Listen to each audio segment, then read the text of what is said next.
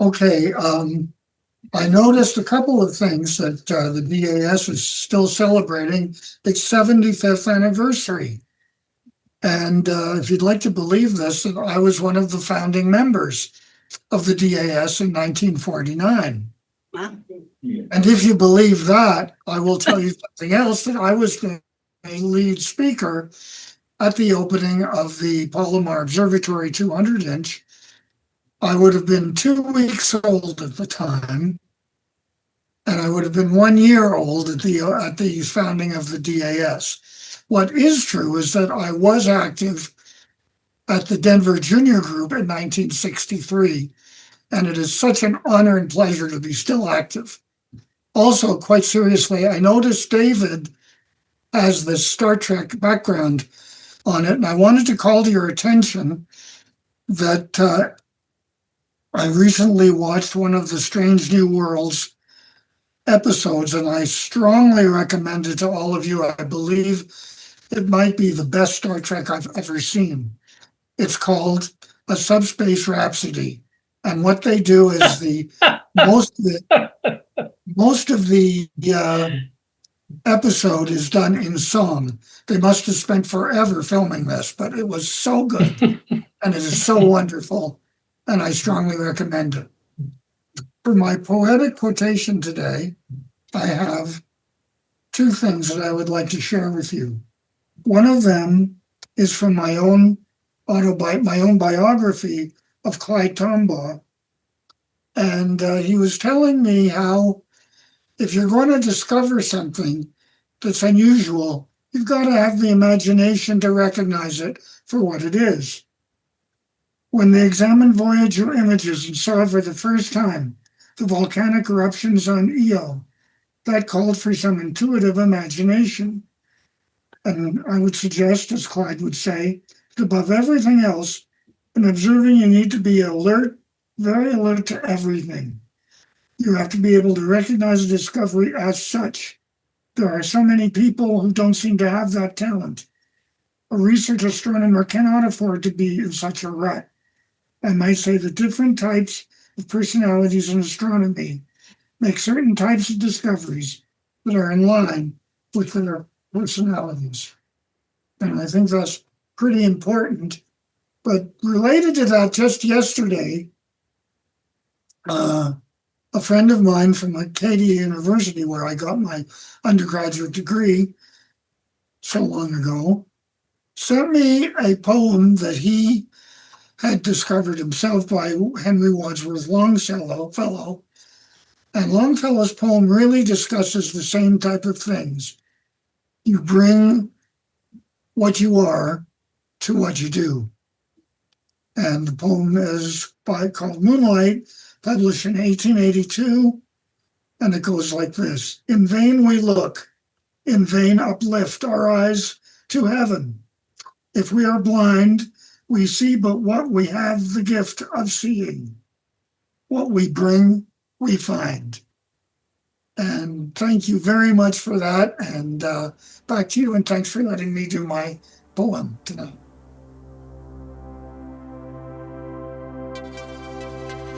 In this session, we're excited to introduce two accomplished scientists who have turned their retirement into a new frontier of discovery on Mars.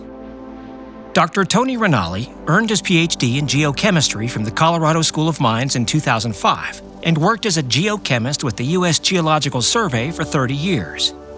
His career included close collaboration with the U.S. EPA and Native American tribes, resulting in the development of water quality programs. In his later years at USGS, he focused on uranium geochemistry. Now retired, Tony spends his time biking through Europe, playing pickleball, and delving into Martian geochemistry, driven purely by passion and curiosity.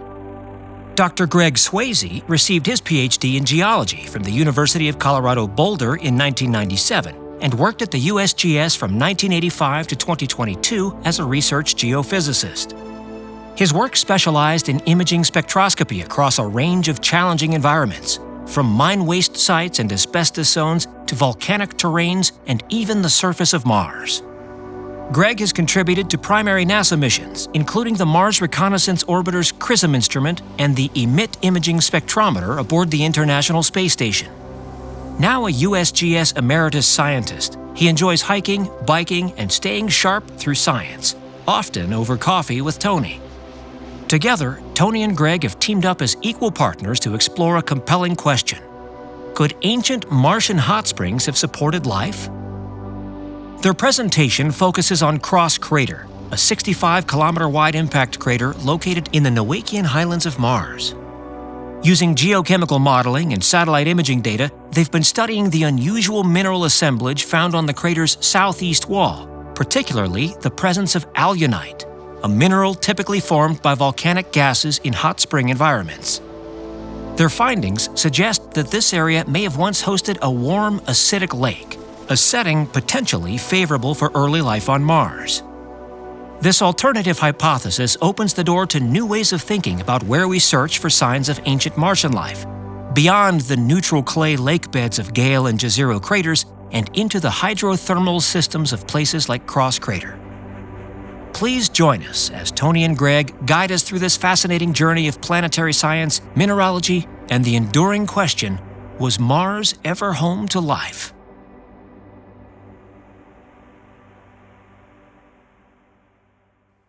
Well, thank you for inviting us. What Gregg and I would like to do tonight is give you an overview of some work we've done to try to determine how alunite formed at Cross Crater and if that was an environment favorable for life. So I'm just going to, first three slides, I'm just going to go through real quick, just giving you an overview of the planet, which I'm sure you're all probably familiar with anyway. Then I'll ask Gregg to talk about the geology, and then I'll go into the geochemical modeling I did to see if the results of the modeling matches the interpretations from Gregg's geology and the remote sensing data. So Mars is about half the size of Earth. The distance between Earth and Mars can vary from anywhere from 35 million miles to 250 million miles distance. It has a very thin atmosphere. It's only about 1% of Earth's, made up mostly of carbon dioxide, nitrogen, oxygen, and argon.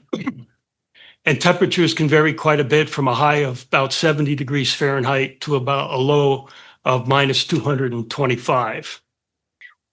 Just a couple slides for some very interesting geologic features on the planet. The first one, Valles Marineris, which is a gigantic crater on Mars. As you can see from the photograph, if it was superimposed on the United States, it would run from coast to coast. Another really interesting feature is a volcano called Olympus Mons, which is one of the largest, if not the largest, volcano in the solar system. It's 22 kilometers high, actually reaches up into the atmosphere, has a diameter of 600 kilometers, and the area is such that it would, if you superimposed it on the state of Arizona, it would cover the entire state. And geologists think that the volcanoes on Mars got to such great size because of the lack of plate tectonics, which on Earth allows the plates to migrate over hotspots, keeping the volcanoes relatively small. So at this point, I'm going to ask Gregg for the next few slides to talk about the geology, after which I'll give an overview of the geochemical modeling. Okay, so actually my interest in Mars started back in 1988 when I was a young 20-something-year-old, and I went with Roger Clark, who's a member, to Mauna Kea, and went directly to the NASA IRTF telescope, 3-meter telescope, and started making observations of Mars. I'd never had an astronomy course. It was definitely astronomy by trial by fire. And in those days, we used to stay up all night at the telescope and take data. And these days, you get that live feed down to your computer at your desktop. So I really have been interested in Mars ever since, and working at the USGS for so many years, I haven't always had the opportunity to work on Mars, but I did actually get to be a collaborator on the CRISM instrument, which is an imaging spectrometer that went up, I think, about 14 years ago, and 2 years ago was actually shut down after, I think, 14 years of operation. So, and I did work with Roger on a lot of this data at the USGS. And this presentation encompasses a lot of the findings that we made with the CRISM instrument. And we are trying to extend that in retirement and trying to extend it, trying to test some of our ideas to see if we can actually get this to be chosen as a rover site in the future. So anyway, the Tharsis region shown here in red is an elevated region, and it's characterized by intense volcanic activity. And it's also home to 4 large shield volcanoes. These are gently sloping volcanoes that formed during early Mars history. Cross Crater, and you really have to squint to see this, is actually just above the first S in the word Cross Crater. It's so small relative to some of the other features around Mars.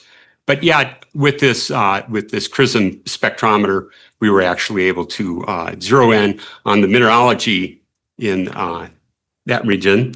And this is a map using Google Earth, or Google Mars, I guess you would call it, with some of the minerals that we found through spectroscopy using this CRISM instrument, which was in orbit around Mars. And we're going to explain the significance of some of these minerals. These minerals are ones that are characteristic of hydrothermal alteration areas. And this was a huge find. We had bet for, I'd say, at least 10 years that we would be finding these types of hydrothermal alteration minerals on Mars, which would be really cool because they indicate a warm spot, someplace that life might have evolved or might still have occupied when the planet was shutting down. So it was very exciting to find this. And one of those cool minerals is the mineral alunite. I know that Tony talked about alunite. Alunite is if I can get this right, it's a potassium, aluminum, sulfate, hydroxide. And it's very common in hydrothermal centers that are relict. You can even find this stuff in Yellowstone if you look hard enough. So it's a white mineral. It's not a gem mineral, so it's not worth very much. It was used a little bit during World War II as a source of aluminum because the U.S. was really hurting for sources of aluminum, but it was very hard to get the aluminum out of, so they abandoned it. So it basically is just one of those minerals that remote sensors use to say, there is a hydrothermal area. And that's what we were able to do. This is kind of like a bullseye. So I was involved in a paper by Bethany Ellman, and we outlined the fact that we saw these minerals on the surface of Mars in this tiny, tiny, tiny, tiny crater. And actually, I show it here again, cross crater. Oops, I'm pointing the wrong one. Over on the way from Arisa Mons, which is volcano, off to the upper left portion of the image, cross crater, and then there's this Iridiani Basin down in the lower right corner of the slide. And we think that cross crater is involved in a gradient, an elevational gradient from a high area at Arisa Mons down to the Iridiani Basin. So there should have been water flow through the basin, through Cross Crater. Some of the other craters there for reference is Gusev Crater and Newton Crater and Columbus Crater, which is really about 400 kilometers due west of Cross Crater that has sort of a neat history too. It had a paleo lake, and it actually has bathtub ring type minerals that have been deposited on its sides. So this works. I had never done crater counts before, but no one else was going to do them. So I just went to that Google Mars and started counting craters and followed the protocol for the ones that were greater than 1 kilometer, counted 31 of those, and ended up with an age, depending on whose model you want, whether the Newcomb model or Hartman model, age for Cross Crater between 3.84 to 3.7 GA. GA is just how geologists abbreviate billion years. So it's quite an old crater. It was formed during the late Noachian period on Mars. This is the CRISM imaging spectrometer. It was in orbit around Mars, I think about 300 kilometers above the surface.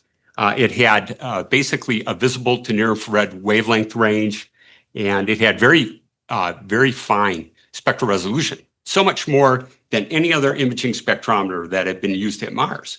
The French actually discovered the mineralogy at Cross Crater, but it was CRISM that actually was able to identify which particular minerals. And that sort of let us start modeling to try and figure out why it was so special an area. Data calibration, this always bores me. I don't understand half of it, but because Roger Clark, who was an actual physical scientist and astronomer, taught me how to do this. So I went ahead and followed instructions and divided the radiance that the spectrometer gave by the solar irradiance, which you guys are probably more familiar with, and then corrected it for, angle of observation. And a tricky part was getting rid of the gas bands. You may not have to do that much in what you do because you're taking a really broad spectrum. But when we start looking at those very fine spectral features on the surface, we have to get rid of the gas absorptions. So we got rid of those gas absorptions by dividing by a spectrum from the top of Olympus Mons, which was right at the very top of the atmosphere. So in this way, this was the CRISM team. We could get something that was very close to apparent reflectance, which is what we want. We want to look at the light that is reflecting off of the surface, sunlight reflecting off the surface, going up into the spectrometer, being divided it up to its different rainbow light constituents, rainbow color constituents, but only in the near infrared, and identifying the minerals based on their absorption. So. And this is, you've seen this in the first slide, this is the distribution of those hydrothermal minerals that are so significant, at least to people that are geologists that say, hey, I recognize this kind of thing because I can go to Yellowstone and I can find these same kinds of minerals. In fact, the upper, midway, and lower geyser basins at Yellowstone would actually fit into the area that is encompassed by red on that image. So this is an absolutely huge area of hydrothermal alteration on Mars. A lot of other people have pointed to hydrothermal alteration on Mars, but no one can point to something quite this big. Now, I'm not saying it's the biggest thing that ever happened on Mars in terms of hydrothermal alteration. It's what the geologic record is allowing us to see at this point, because I have a feeling there are a lot of things on Mars that are buried by dust that we're just not sensing at this time. So we're getting a snapshot of Mars, basically, and that snapshot, this seems to be the biggest hydrothermal alteration, or relic hydrothermal alteration center that anyone has found on Mars yet.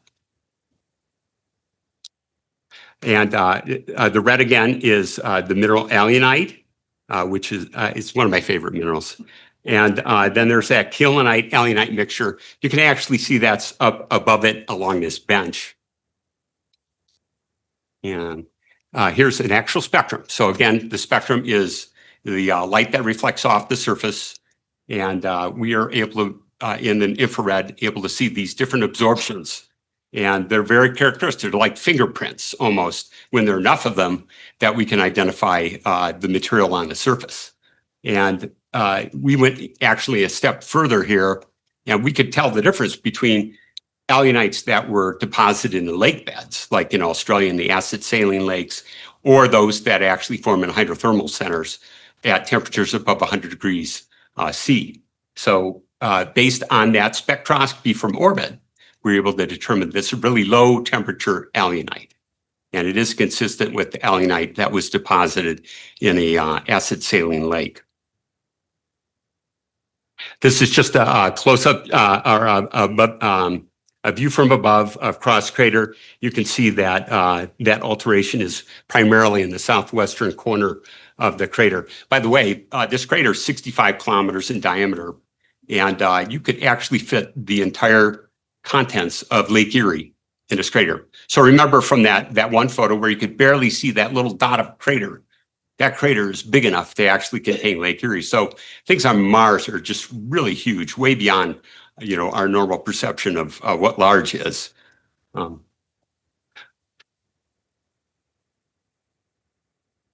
Here's a close-up of some of the areas that are altered there. You can see that yellow arrow is actually pointing to the top of a cliff band. And that is very alunite rich, but you can't really find alunite down below in the sediments below the top of that cliff. And if you do a 3D model, which I think is really cool, because this data actually, you could see a rock 20 centimeters in diameter with this high-rise data, which was collected specifically to match to the CRISM data, spectral data that we have. And we're able to create these really cool 3D models of the surface. And I've actually used a program where I could go in and pick points along each of these different layers along this cliff band, and I could figure out how the strata are dipping, and they're almost horizontal. It really looks like this is a deltaic sequence, maybe not even an alluvial fan, but a delta that extended down into a paleo lake that was in Cross Crater a long time ago. And this is just another wider view of that same image. And you can see that layered alunite bearing unit labeled there. And I think that the alunite actually formed in what's labeled as the massive alunite bearing unit that doesn't have that layering. And it was transported several miles by erosion and deposited into a body of water where those cliffs formed. And the reason why they're cliffs currently, not from back then, but that's just from recent wind erosion. The dominant wind is from the south at Cross Crater, which is in the southern latitude, about 30 degrees south. And that erodes from the south side of the crater and deposits dust and sand and other debris on the north side. But it's excavating, just happened to be excavating this area at Cross Crater right when we needed it to, so that we could see it here in the 21st century. So if you look at the mineralogy in some of the other craters that are of importance, like Gale Crater or this Columbus Crater, which is 400 kilometers east of Cross Crater, there are differences in the spectrally detectable mineralogy. And Gale Crater, of course, has had a rover in it, and Columbus not quite yet. But the mineralogy there, the bathtub rings of different minerals that we can detect, have a different composition. In Gale Crater, those are nontronite, which is a clay, and epsomite. So the rover has actually gone over different parts of Gale Crater. It's been able to identify these different minerals that we're seeing from orbit, and so those are verified. But a lot of the rover missions have really concentrated on neutral lake environments on Mars. Scientists believe, astronomers believe that those more neutral waters, lake waters, would preserve microbial life, evidence of microbial life better.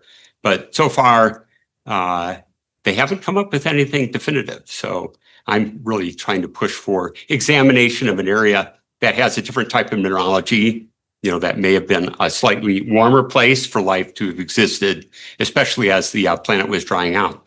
And the timing of Cross Crater Lake, with that drying out of Mars, is just about perfect for life to have hidden out there and tried to stay alive for a long time. So part of me thinks maybe the most complex life that may have existed on Mars may actually be in some of these hotspot areas that were still there based on the volcanic activity from the Tharsis region in the Hesperian time period on Mars. So that's why I think Cross Crater would be a kind of a cool place to go. So how do we explain this difference in chemistry, the observed chemistry of these different craters based on this spectroscopy?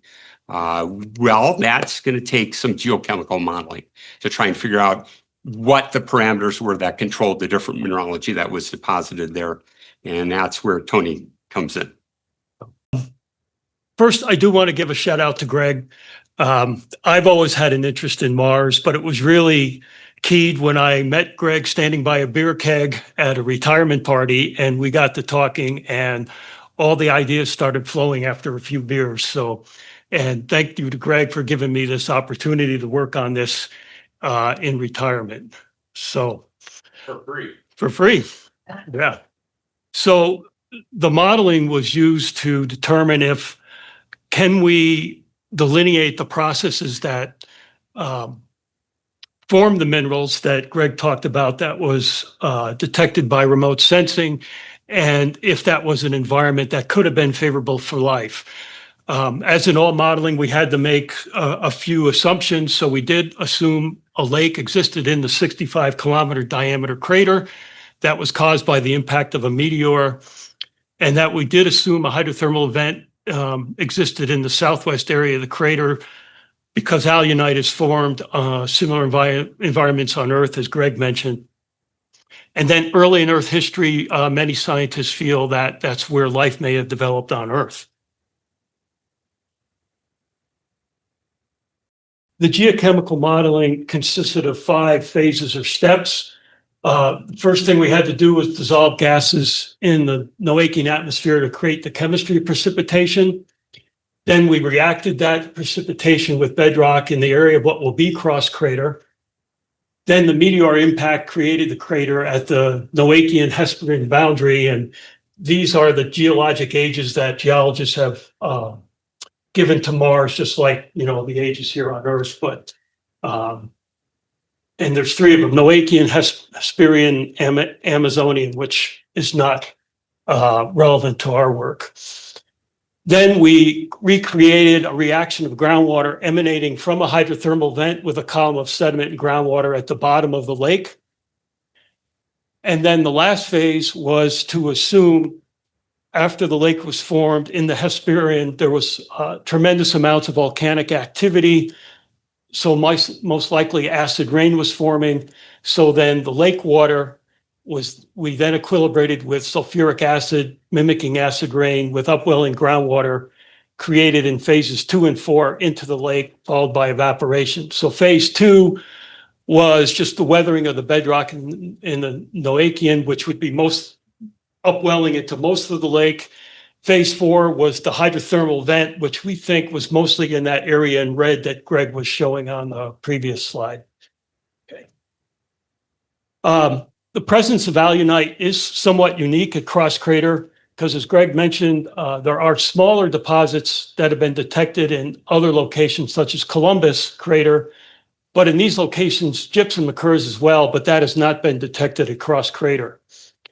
So atmospheric gases consisting mostly of CO2 were dissolved in water to form precip.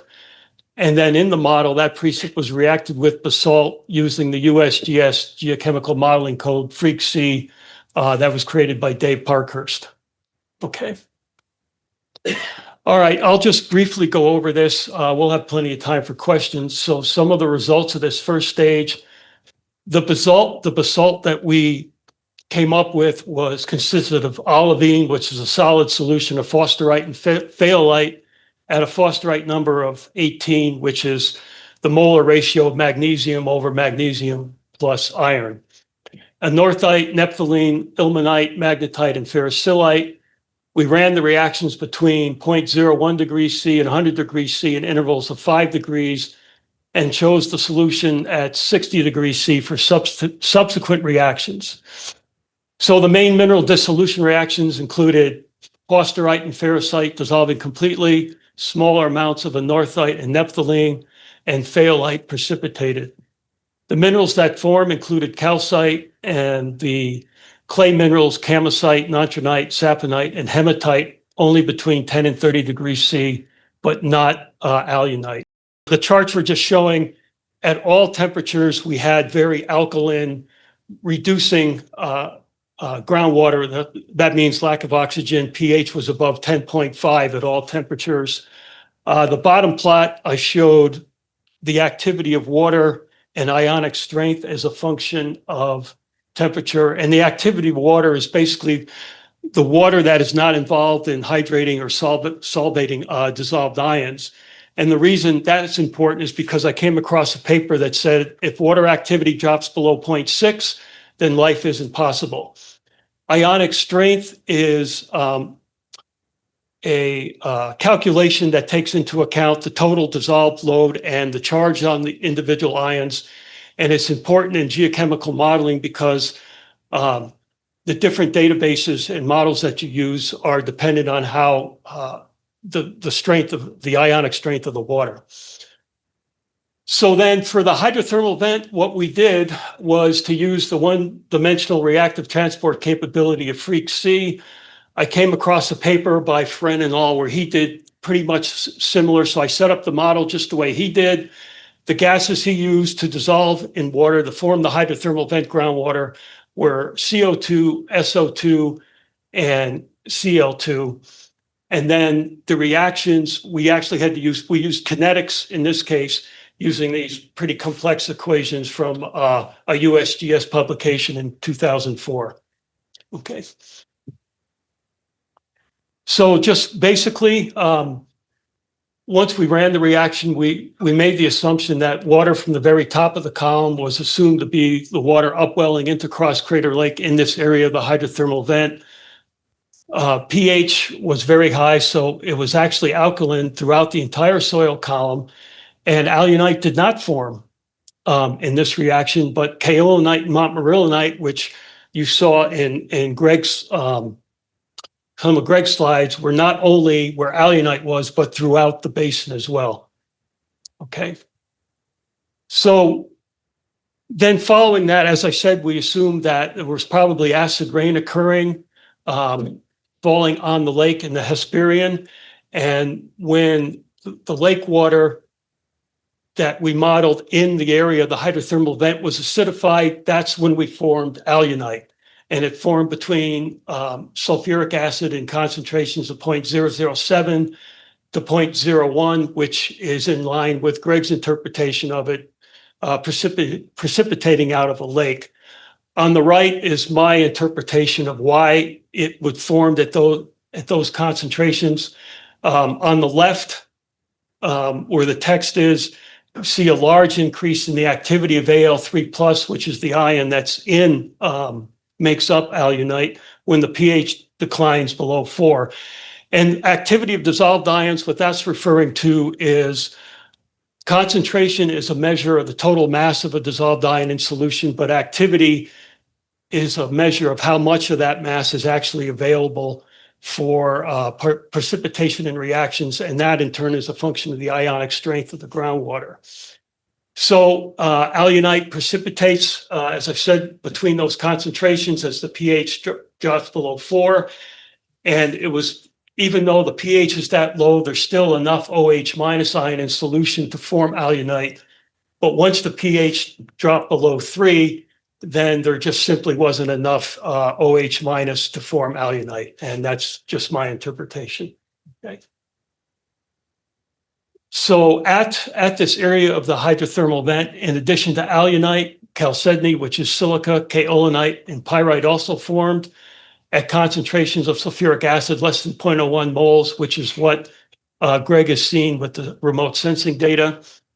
But in the area not subjected to a hydrothermal vent, the area beyond the vent, which was that groundwater created in phase 2, that was also acidified. Chalcedony, kaolinite, and montmorillonite formed at concentrations less than 0.05. Surprisingly, we also saw alunite forming, but only at a concentration of 0.05 moles per liter. So our interpretation is that if alunite precipitated from solution in the absence of a hydrothermal vent, then alunite should have been deposited throughout the lake basin. But that's not what we see. Alunite has not been definitively detected elsewhere within the crater through remote sensing. So perhaps the concentration of sulfuric acid during the Hesperian did increase over time, but did not reach the higher concentration of 0.05 moles per liter. And in the meantime, I have run a couple other simulations with different, instead of ferrocylite, I would use diopside or enstatite. And in that case, I don't get alunite forming at all in the area. So it does seem like mineralogy may play some role here. Okay. So then the last thing we did was we assumed that, as you know, Mars has lost its water. Evaporation was most likely the major or the major process that occurred. So taking water from the hydrothermal vent and outside this area that were acidified at 0.01 moles per liter and 0.1 moles, we evaporated using freak C to determine what minerals would precipitate. So at both concentrations in both solutions, neither alunite nor gypsum or any other evaporite mineral form, chalcedony was the only mineral that precipitated. It's possible that gypsum could have precipitated at evaporation amounts greater than 80 to 90% of the water evaporating, but the residual groundwater at those levels, the ionic strength was so high that the activity coefficients with the database I was using is no longer valid. Our interpretation is that water in Cross Crater Lake could have been lost by drainage through the lake bottom as regional water tables dropped as the Martian atmosphere dissipated. And perhaps that's the reason why we're not seeing evaporite minerals in Cross Crater, but we are seeing them at craters like Columbus and other nearby areas. Okay. So to summarize, the localized deposit of alunite just found on that one area that Gregg showed, the distribution of kaolinite, chalcedony, and montmorillonite in the absence of gypsum throughout the basin of Cross Crater, predicted by the geochemical modeling, does match the remote sensing data pretty well. These results support, but obviously do not prove, a hydrothermal vent was present, now extinct, on the southwest walls Cross Crater and was responsible for the formation of alunite. However, we do want to emphasize we are not saying this is the definitive set of processes that are responsible for the formation of alunite. There's many other scenarios that could have resulted in alunite forming with or without a lake present. And we'd like to evaluate a lot of these other scenarios, but we had to start somewhere. And then the activity water remained well above 0.6 in all scenarios. This Cross Crater may have been a warm, watery oasis during the waning days of a habitable Mars that could have sheltered life. And as Gregg pointed out, we'd like to get NASA thinking about areas like this are also possible sites to look for signs of ancient life. And at that, questions, comments, suggestions, how we should proceed? We're open to all. Yes. Well, I'm not a geochemist or geologist. Some of the terms ring bells with me, but kaolinite is clay, right? Correct. Yeah. Yes. Okay. And So is montmorillonite. Okay. Hydrothermal vents. Are they like, out at Mono Lake in California, they've got these formations that they call tufas, which are, I guess, the remnants of old hydrothermal vents that came up. Is that the same kind of thing you're talking about? I'm not quite 100% sure that they were magmatic hydrothermal vents. They may have been vents where groundwater came out. I don't know that it was necessarily hot. I've not seen the minerals be the same there. I think those minerals are mostly carbonate based. Yeah, that tufa towers are made out of. Yeah, but that's a whole different place. If you go south from there, a couple of 100 miles, you get to a place called Cuprite, Nevada. And Cuprite, it's where I did my dissertation and was introduced to all this alunite stuff, all these different minerals that commonly form. It's a whole different type. These minerals that we found on Mars are normally deposited above 100 degrees C. And I don't think the Mono Lake stuff was quite that warm. Yeah.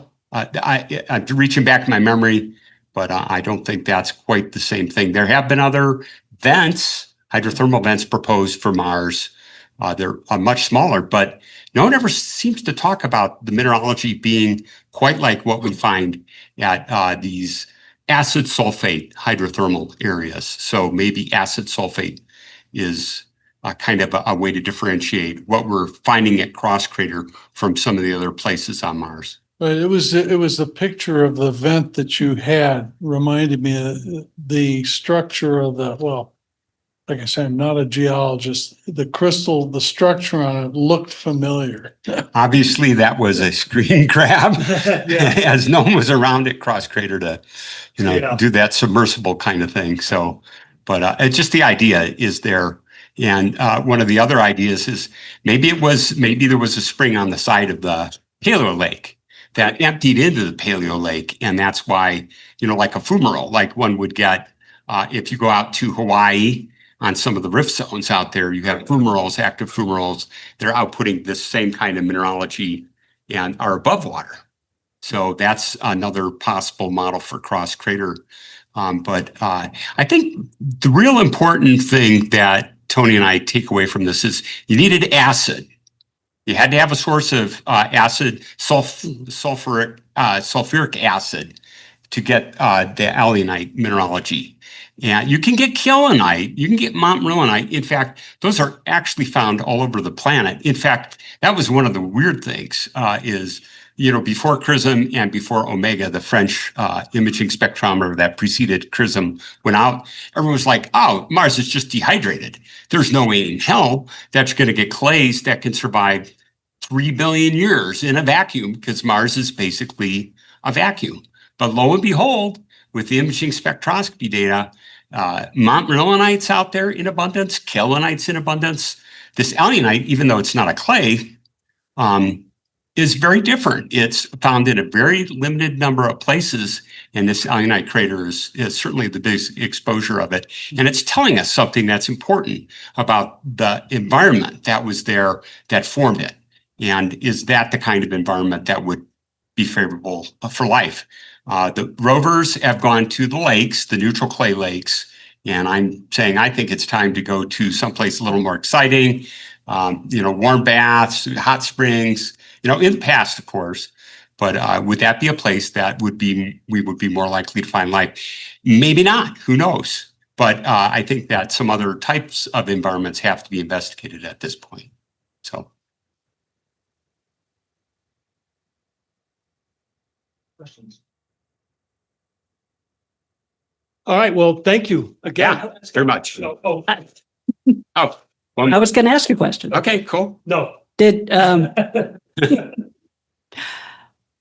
so Rover, did it go anywhere close to any? I mean, how far away was Rover from Cross Crater? That's what I'm thinking. It's a long ways. Not even close. In The Martian, the movie The Martian, where he had to go all the way across, halfway across the planet to get to where the other spaceship was that he could take off. It's kind of like that.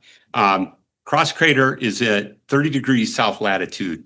So it's thousands of kilometers away from some of the other sites. I actually checked that. Gal Crater's way away from this thing. And it's also above the datum. The datum is sort of like the sea level on Mars, or the equivalent of sea level. And there's an engineering problem with rovers. They always like to parachute those things in, and they like to have their sites below the datum so that there's enough atmosphere for the parachutes to slow the things down. And Cross Crater's, I think, at 700 meters above the datum.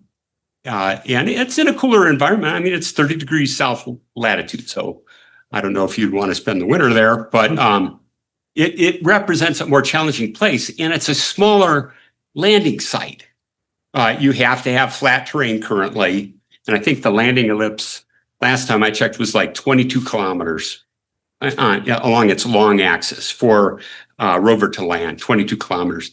And what we basically been waiting for patiently is for the technology to develop to the point where a rover can actually get to someplace like Cross Crater. So the timing is right here. They've tried, the lower sites, the sites with the neutral lakes, the big targets, and maybe it's time for some other technology like maybe helicopters, who knows? I mean, there are imaging spectrometers that can fit on the mini helicopters these days, the drones. So it's possible in the future that would be a good place to send a drone. Well, we also have members online. Do anyone? No one's online. Okay. There are people online. No question. My question is, sorry, I'll wait for the mic. Thank you. My question is, assuming we eventually get a rover there, will it be capable of doing the science you need to do there rather than trying to haul samples back to Earth? That would be fantastic. I mean, that would answer a lot of questions. Yeah. I've worked with a couple of people who were on the microscope teams for the various instruments. And those things just keep on looking at smaller and smaller and smaller things. The capability of the instruments is just astounding these days, what they can put in a box. And, you know, in the old days, an X-ray diffraction unit for identifying minerals was pretty big. It was a fair portion of the room here. And now they've got it down to a compact size that fits on the rovers. So if someone could come up with a definitive way to look for the fossils, like in the Perseverance, the rover that's at Jezero crater right now, looking at the deltaic sediments there, came across something called leopard spots. I don't know whether you guys have heard the leopard spots, and they were like, there's some kind of phosphate deposit in the rock. They form what looks like leopard spots, and they were saying that those might be microbial in origin. They don't know for sure, but I think the tougher question is, how do we design an instrument that can actually answer the question whether that was life or not? All the ideas are to bring that stuff back and throw everything you got at it in the laboratory to try and figure out what's going to work. We probably need to be more imaginative, sort of like Viking was way back when in the 70s, and put the right instruments on that could actually answer the question. But that question is going to take a lot of imagination to come up with an instrument that can definitively say, yeah, that's definitely a biologically mitigated mineral. Mm-hmm. So it looks like the samples that are there compared to the other minerals are pretty small, but you said it was revealed by wind erosion there. Yeah, cross crater. At Cross Crater. Okay. So do you have an expectation that a lot more would be revealed? Well, think of the time scale, though. I mean, it like Gale Crater, the lake sediments in Gale Crater were buried under 3 kilometers of dust. In fact, that's what you find at the center of Gale right now, is that big conical mound is dust that was blown into the crater. Okay, so the winds had to scour all of that dust out for us to be able to find the lake sediments on the periphery of the crater. It's called the bias of the geologic record. Aerologic might be a better term for Mars, but geology, the preservation of things that are important, that show important relationships in geology, sometimes we just get a fleeting glimpse of what's there and significant. And I think that's what's happening at Cross Crater. It just happened to be a place where the southern winds blew enough, eroded enough material, dust that was deposited over the ages to expose these really low units in the stratigraphy there, so that we could just happen to see them when humanity evolved and we were able to produce instruments that could actually map that kind of thing. I think there's much more buried on Mars than has been discovered on Mars at this point. But we have to work with what we can see. Okay, thank you. Sure. Yeah, I've got a question. And I think this was probably covered in the course of the presentation, but I want to make sure I got it right. What came first, the chicken or the egg? No. The craters, I'm assuming, were formed during the late heavy bombardment era. And this, you went through the geological eras of Martian geology. So these craters were already formed well before the hydrothermal vent activity. Am I correct? So. Yeah. Okay. Yeah. Everything that I can see there, especially the horizontal sediments, you wouldn't expect them to be horizontal if they were formed as from the impact itself. The impact would definitely distort the structure of all of the sediments. They wouldn't even be there. I mean, flat lying sediments like that wouldn't even be there. So we think that lake was after Cross Crater formed, subsequent. Exactly when water was still stable on the surface, and that everyone's pointing toward the Hesperian as a time. This volcanic activity from the Tharsis Bulge seems to coincide with the last of the drying of the atmosphere, based on what I know. Thank you. Sure. Stromatolites. That would be so cool. Yeah. Stromatolites. So algae, layers of algae, like you would find if you hiked down the Grand Canyon. down to some of the Havasu Falls, let's say, and you were in one of those pools down there and you looked at it and you can see that there's algae growing on the surface of the little tiny reefs that make ponds in the pools there. That would be fantastic if a remote sensing instrument, a rover, could actually see that kind of layering, and then we could say, oh, absolutely, there was life there. But so far, no one has found anything like that I know of. So it's going to be a lot harder problem. Maybe there never was life on Mars. But I think we have to keep on trying, as hard as we can, as long as dollars and science allow.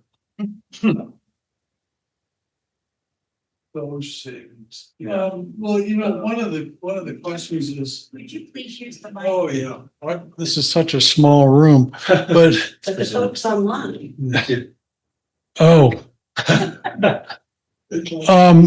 The concept of what was the atmosphere in the earth when stromatolites were formed, my understanding was it was pretty heavily CO2 at that time. And, there was a flip between the oxygen and the CO2 at some point. So the idea that, we have to find oxygen to believe that there was life, I'm not sure that's really true. No, I would agree. I think there are hydrothermal vents here. In fact, there was sorry. You got to use that.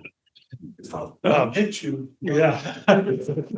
I would agree. In fact, I think there was a NOVA a few months ago, maybe a year ago, I can't keep track of time, that highlighted some of these environments like in Argentina and other areas where they are finding life in these very acid-rich hydrothermal vent areas. And the question about oxygen or not, that didn't come into our modeling. That's there's so many other variables that we could look at.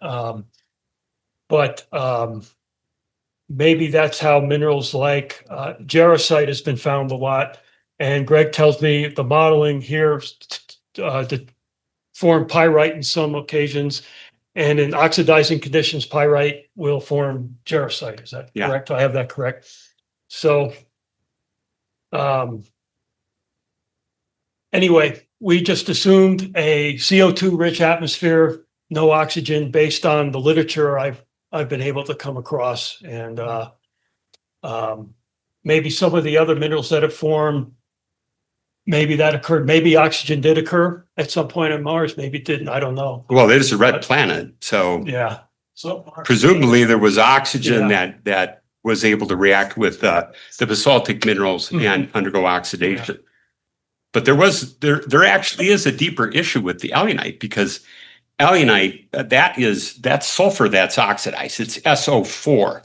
And we have to get SO4 in some way. And one of the isotope geologists, Bob Rye, who worked for the U.S. Geological Survey for a long time, said, oh, well, that's a problem on Mars, isn't it? Where in the hell are you going to get the oxygen? And then he said, he had the answer, right? So he said, well, when you take magmatic water and it's full of SO2, you can actually have it undergo a reaction as you rise it up to the surface and it cools off a little bit. You can have something that's called disproportionation. Fancy word. It just means that it takes that oxygen, the SO2, and actually can form SO4 in sulfuric acid. And sulfuric acid is what you need to react with the rocks, the basaltic rocks in cross crater and form alunite eventually. So he actually came up with a mechanism to get the oxygen that was needed to form that particular mineral. And the significance is that cross crater is the closest one of those ones that I listed to the Tharsis bulge. So did Tharsis provide the heat and also provide the magmatic water? I think it's pretty evident, because as you get closer, you start picking up what we would consider to be more magmatic alteration or evidence of alteration, magmatic alteration. So picture starting to emerge by retirees, right? Yeah. For free. For free. Sure. We'll continue. Any And, other? if No? anyone has trouble sleeping tonight, there's copies of the reprints of our article in that box you're welcome to take.